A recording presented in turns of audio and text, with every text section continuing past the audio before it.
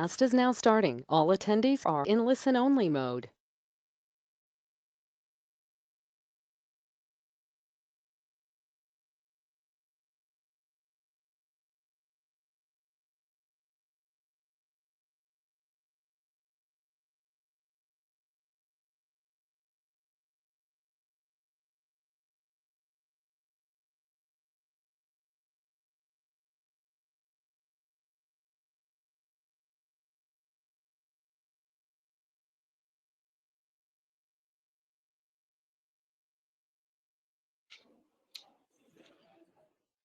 Hello, everybody, and welcome to CW's webinar series.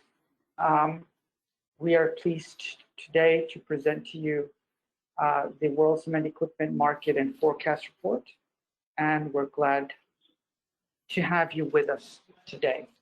So without much further ado, let us move into the webinar presentation. Next page, please. So on today's agenda, there will be a brief introduction about myself and my colleague, Vanderson Teixeira, a brief introduction about our company, CW Group, and what we do.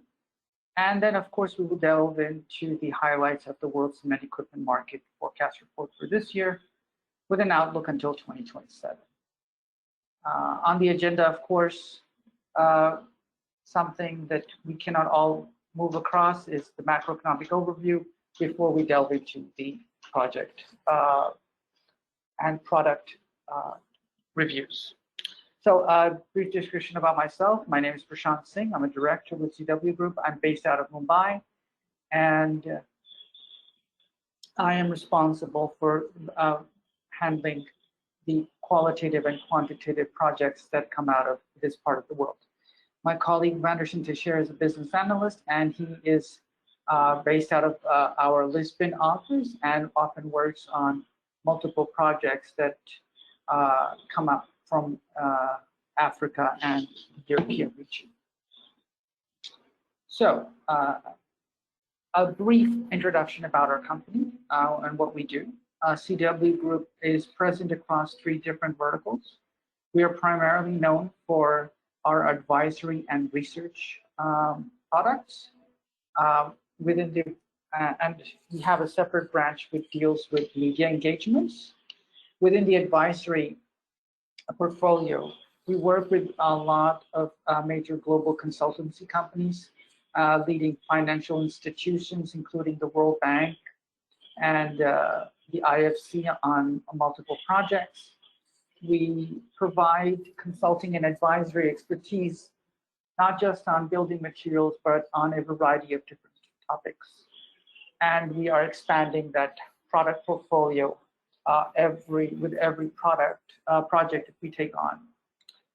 For example, just in the past few months, we completed 2 different circular economy studies in the MENA region, and also a plastics mitigation strategy for a client in Western Africa. Other examples of our capability within the advisory field include a business process analysis for an online art gallery based in the US. Now, within the research umbrella, for which we are very well known, we focus on global cement demand as well as detailed industry and country reports. Most of you have definitely had the opportunity to have access, and those who have not, please go on to our website for more detailed information. Most of our products, including the VFR, includes a 5-year historical and 5-year outlook on cement production, demand, and sort of net trade. Whereas the trade prices report is a quarterly updated report that provides market insights on exports, retail, import and export prices for a number of markets across the world. We also have specific product reports, such as the white cement report and sea-based trade reports, which give you a comprehensive view of the cement and cement-related ecosystem.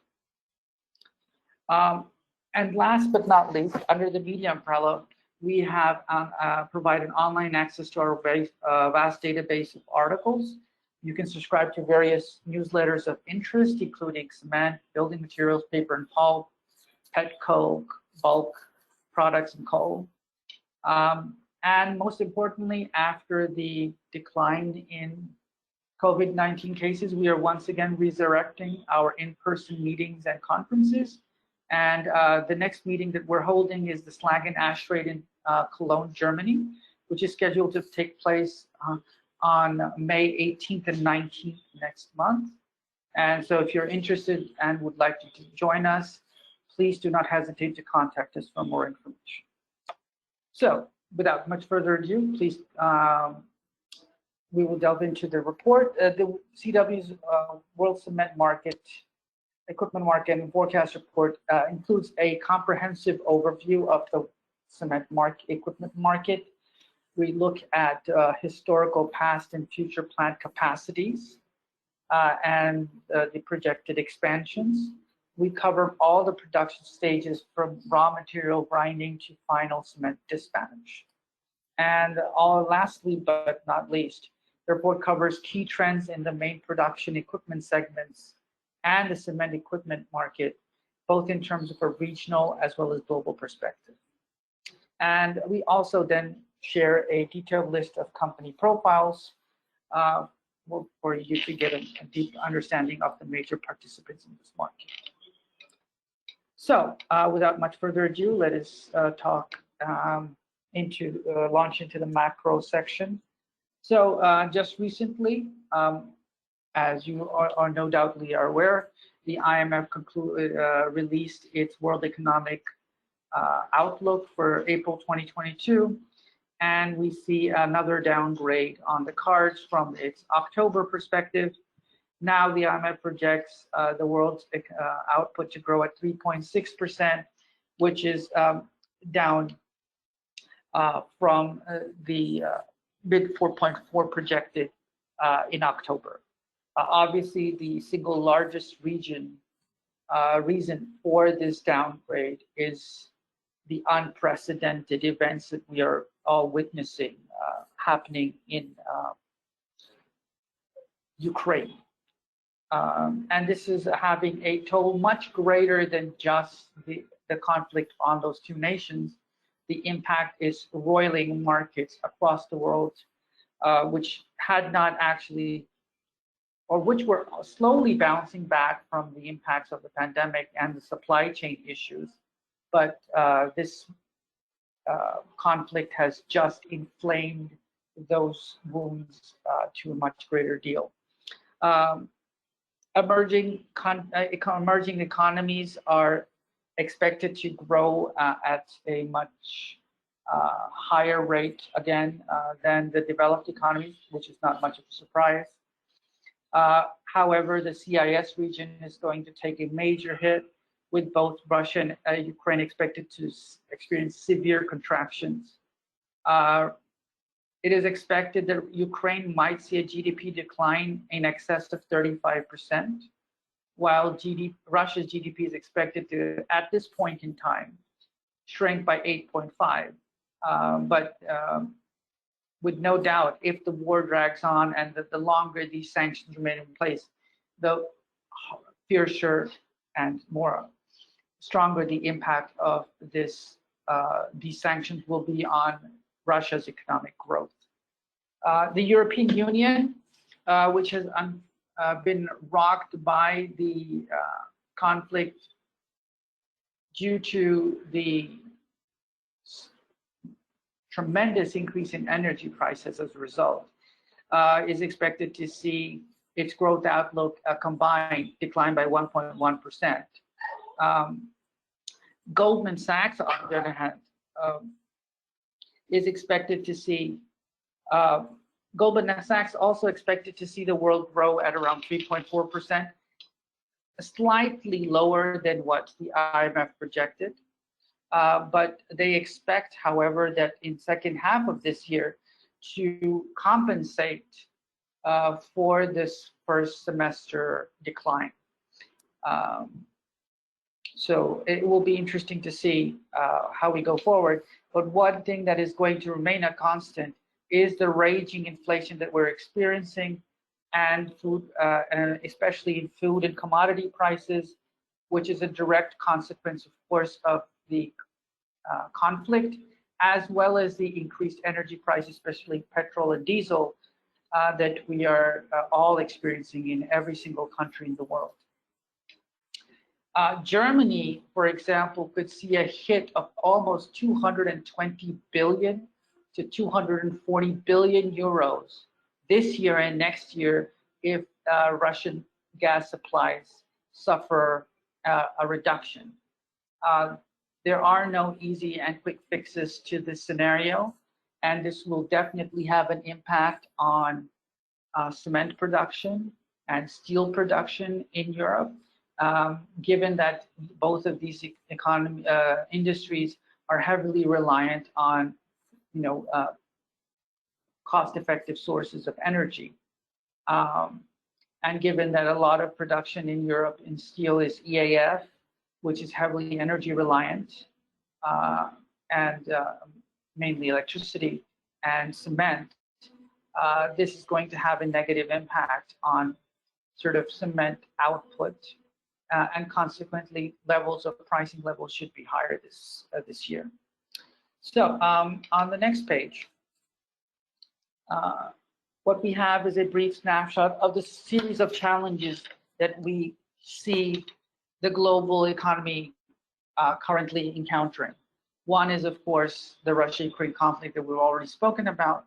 The second one is a conflict that has been stewing and brewing in the Taiwan Straits for a larger, significant period of time, but has gotten more and more concerning over the past 2 to 3 years, which is the sustained show of force by China on Taiwan. It is our hope that this conflict or this tension between these two regions can sort of remain at the levels that are, which is manageable, because if they were to sort of get worse, trade patterns would be immensely disrupted, far more than what they have suffered right now due to what is happening in the CIS region. Last but not least, there is the Iran nuclear deal, but another case in point is, of course, and most importantly, North Korea, which is a next factor. These two men one nuclear power already, and the other wanting to be, are very unpredictable in sort of the geopolitical behavior. And this year it could be very, very challenging as to how this affects the industrial growth. And at this point, I would like to pass you on to my colleague Vanderson, who will now take you into the details of this report and provide you with more detailed insight and highlights. So thank you so much. And Vanderson, over to you.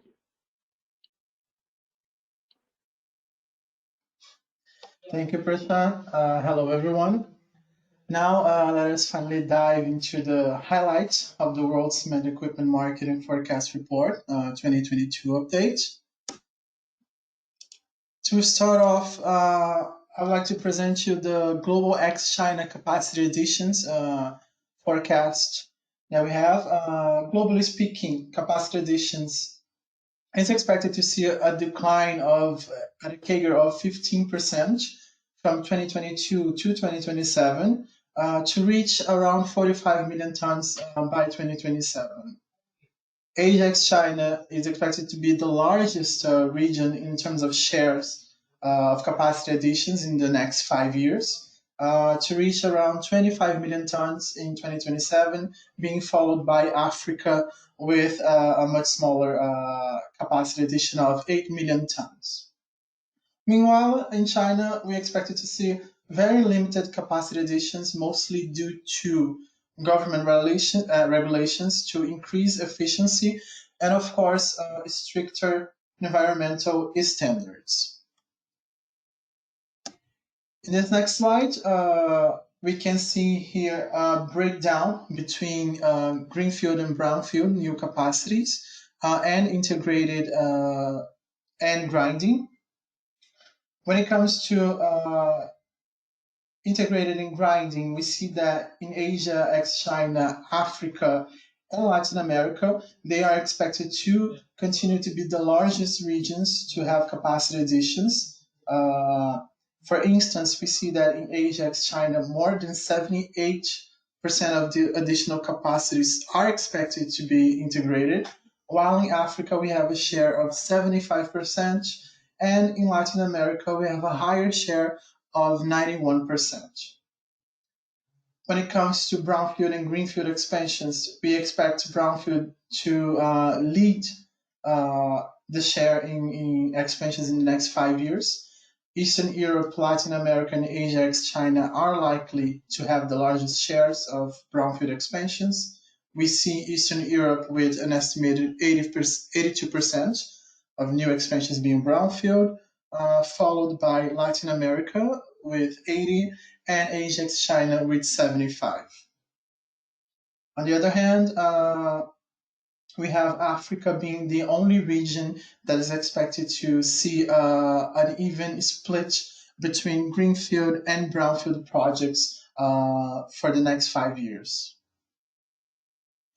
In this next slide, we can have an overview of the market size of cement equipment, being that this includes upgrades and spare parts. And we have an estimation that the market size is expected to decline at a CAGR of around 6% from 2022 to 2027 to reach almost $6 billion.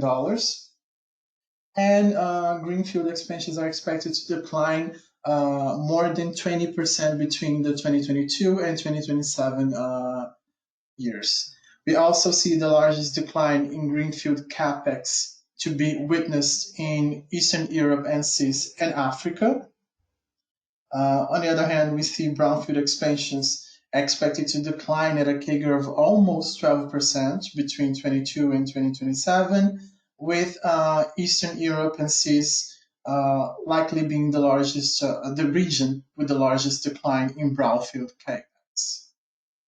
And in terms of upgrades and spares, they are the only segments that are expected to see an increase across almost all regions, being driven mostly by Asia, China, and Africa. In terms of composition of the market, functioning equipment will continue to account for the largest share of the total market size, although it's expected to see a slight decline by 2027. This is expected to be impacted by increasing efficiency and quality standards, in addition to stricter environmental norms.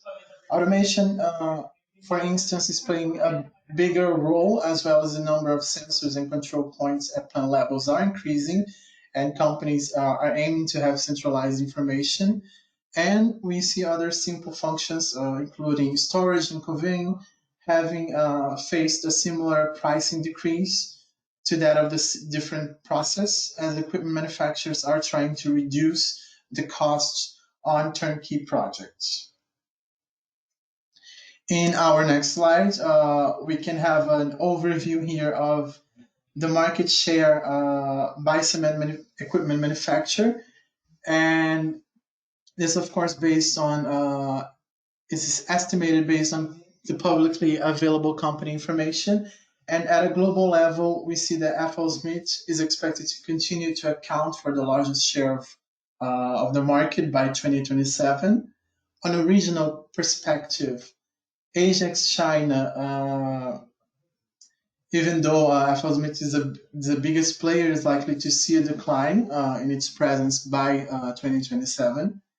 And in Africa, we see CNBN and Loish expected to account for the largest market share, while in Latin America, FLSmidth and ThyssenKrupp are expected to have the biggest presence by 2027. Now, when it comes to the cost, the average equipment cost per ton, we have a perception that Chinese products are as not good as Western products, being, however, cheaper. Meanwhile, Western suppliers are focusing on improving costs to be more competitive, while Chinese OEMs often offer attractive financial options as well as less expensive costs than Western manufacturers. This happens mostly in African countries and African projects. We expect cement equipment costs to start increasing in the next couple of years after undergoing a period of leveling between Chinese and Western equipment. Meanwhile, Western equipment suppliers they are likely to have to balance cutting production costs while still maintaining the same quality levels that their customers are used to. When it comes to the average equipment capex by region, we see that the global weighted average capex per plant in 2022 is expected to result in a higher spending on brownfield rather than on greenfield projects. The capex is estimated to range from an average of $30 per ton in China to a maximum of $79 per ton in North America. Meanwhile, see here in the middle, Latin America, with an expected capex of around $45 per ton.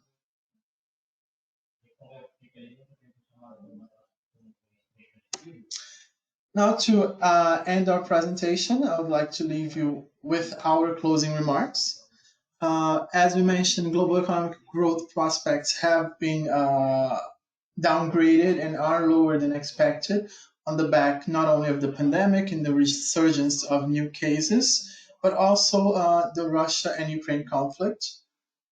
In terms of capacity additions, global ex-China capacity additions are expected to decline as a consequence of fewer green projects.